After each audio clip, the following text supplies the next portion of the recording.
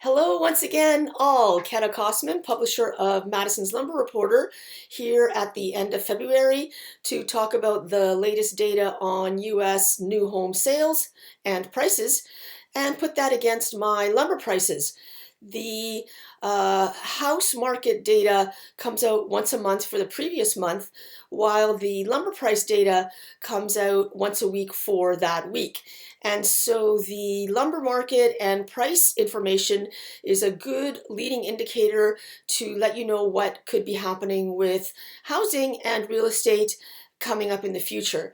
My company, Madison's Lumber Reporter, was started in 1952. We're based in Vancouver, BC, and we track 500 individual softwood lumber and panel commodity items every week, as well as a market commentary explaining why those prices changed.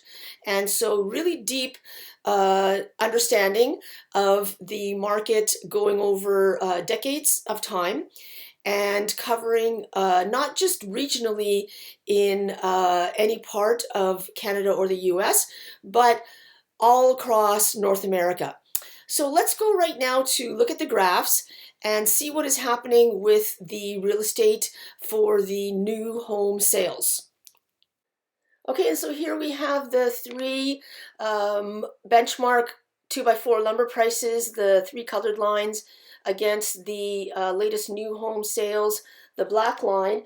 And the information that came out in the release this week said that new home sales fell due to a lack of inventory in resale housing. However, the month's supply of new homes rose to a normal 6 months. People will understand that for the past year and a half, the months of supply has been extremely low, which is causing problem for house prices. So January home sales are down. However, this is compared to December when there was a flurry of sales just at the end of the year. And I'm going to say that's probably because people knew that interest rates were going to go up. So new homes sold in the U.S. was down 4.5% to 801,000 units and down 19.3% from January of 2021.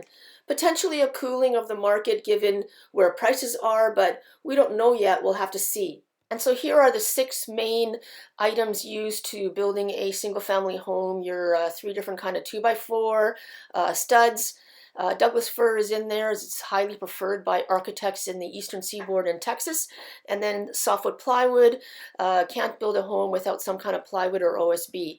What happened for lumber prices?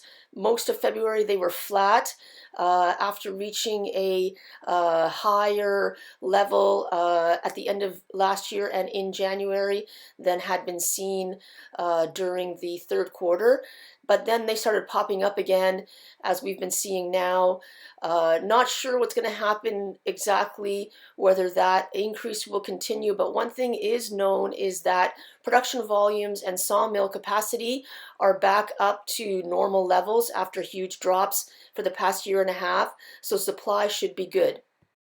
So looking at prices now, that's a bit of an ouch right there. December dropped, but then January popped up even higher than they had been in November.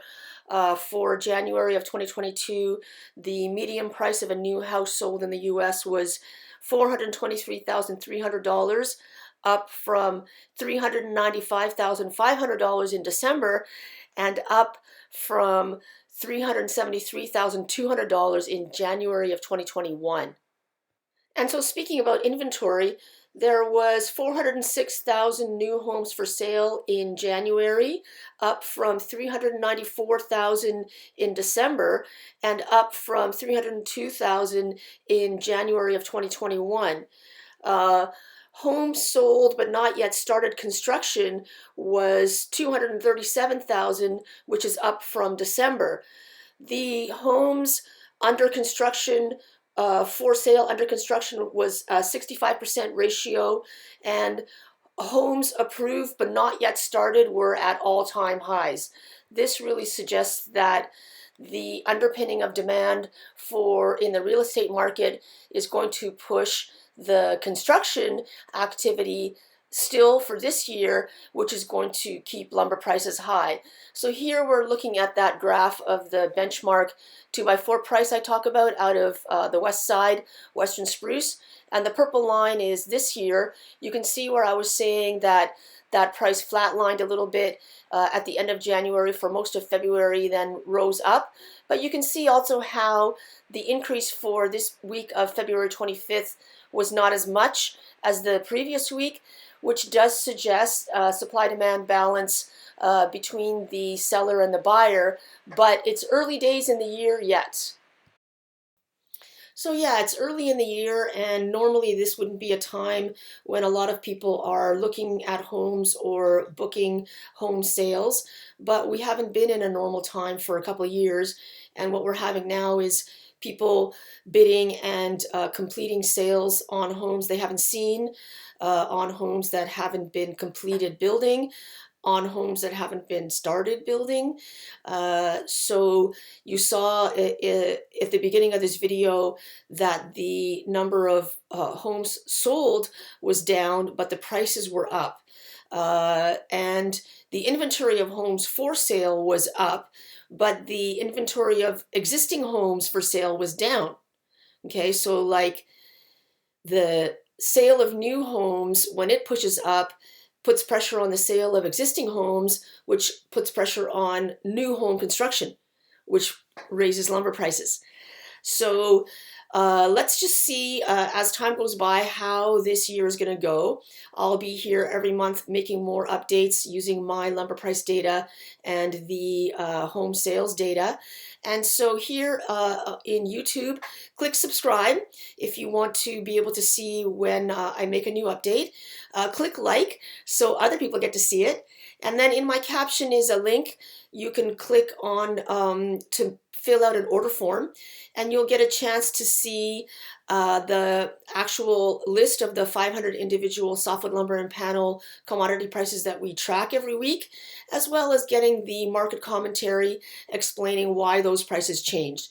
And if you like what you see, subscribe to the actual newsletter and get yourself access to the dashboard so you can get all this information when it comes out every Friday, rather than waiting a few weeks or a month when I get a chance to either post it on the website or make a YouTube.